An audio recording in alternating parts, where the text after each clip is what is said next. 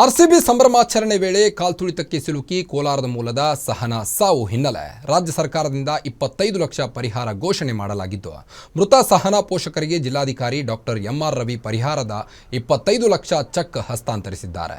ಕೋಲಾರ ನಗರದ ಎಸ್ಜಿ ಲೇಔಟ್ನಲ್ಲಿನ ನಿವಾಸಕ್ಕೆ ಡಿಸಿ ತೆರಳಿ ಚೆಕ್ ವಿತರಣೆ ಮಾಡಿದ್ದಾರೆ. ಪರಿಹಾರದ ಚೆಕ್ ಪಡೆದುಕೊಳ್ಳಲು ತಂದೆ ಸುರೇಶ್ ಬಾಬು ನಿರಾಕರಿಸಿದ್ದು, ತಾಯಿ ಮಂಜುಳಾ ಹಾಗೂ ಮಗಳು ಚಂದನಾಗೆ ಚೆಕ್ ನೀಡಿದ್ದಾರೆ. ಸಮಾಧಾನ ಮಾಡ್ಕೊಳ್ಳಿ, ಆಗೋಗಿದೆ ಏನ್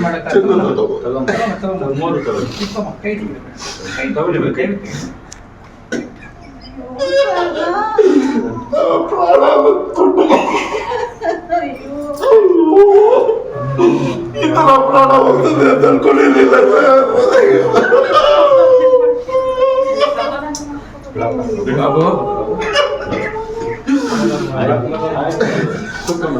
ಈ ಯಾರಾದ್ರೂ ಗಂಡು ಮಕ್ಕಳಿಲ್ಲ ಅಂದ್ರೆ ಅವಳಿಗೆ ಹೆಚ್ಕೊಂಡ್ಬರೋದ, ನಾನು ಗಂಡು ಮಕ್ಕಳು ತರ ನಿಮಗೆ ನೋಡ್ಕೊತಿದ್ದಪ್ಪ.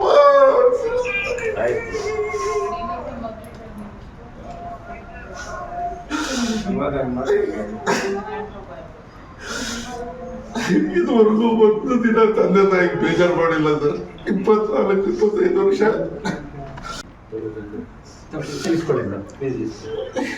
ತೊಳಿ ಹೋಗೋರೆ